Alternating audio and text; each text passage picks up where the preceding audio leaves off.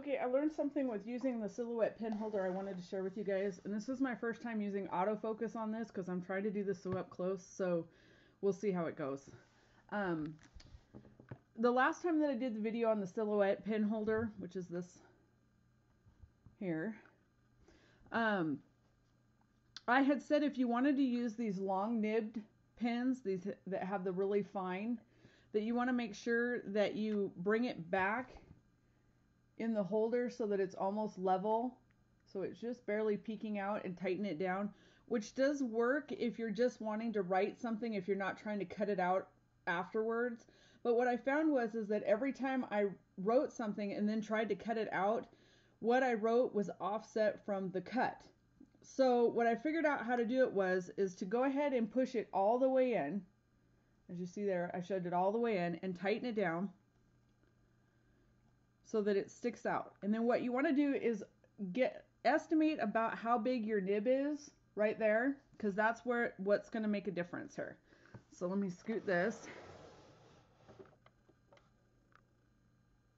Okay, so what you want to do is, if you put this all the way down in there just like it is, can you tell that it touches the tape?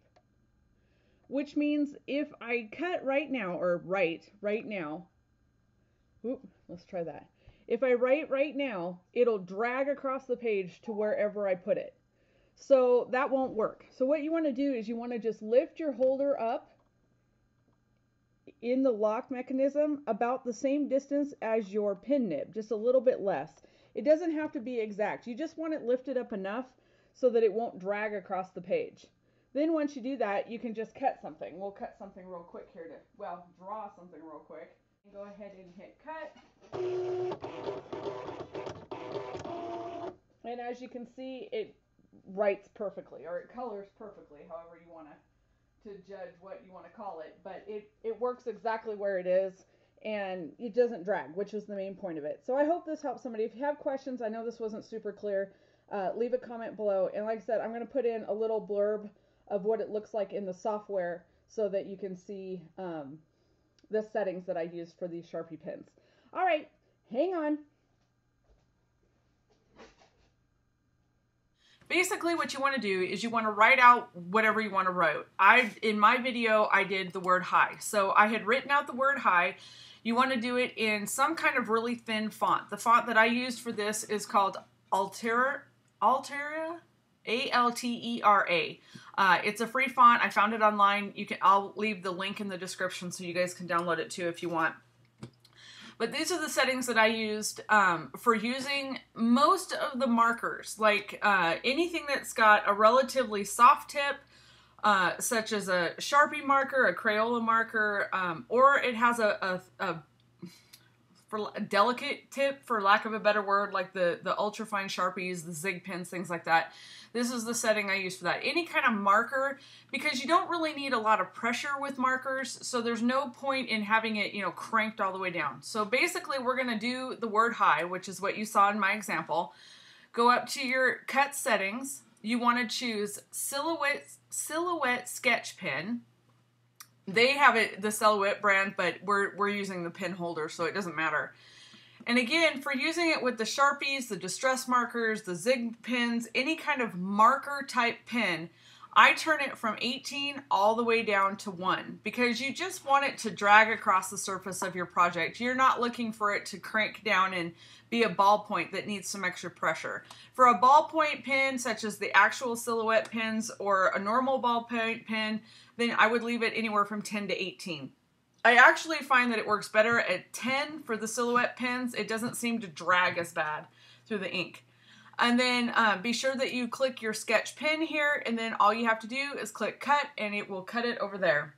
Now, in case you're wondering how I would cut this out, I don't know if you guys have done offset or not, but I'll show you real quick on how I would offset this. Let's say I just wanted to cut this word out, but I don't want it cut real close to the H. I just kind of want it like a sticker.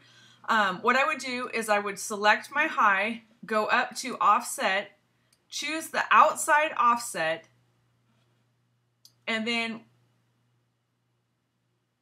for words it's a little different. Let's see if I can group it. let's go back here. Let's group these together. Nope, they're already grouped. Okay, so for words, basically what you do is select what it is, go to offset, and then you choose how big a bubble you want it to be around it. Let's say we just wanted a little bit of a bubble around it. So what I'm going to do is I'm just going to do 13. So apply that.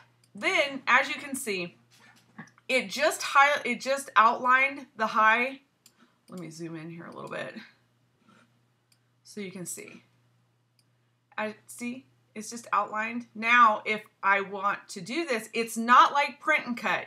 You can alter this and do anything you want because the software uses it as actual writing.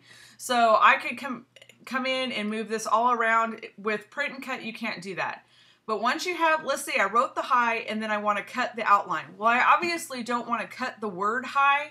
So what you do to fix that problem is you select the high, go up to your cutting option, which is cut style, and choose no cut.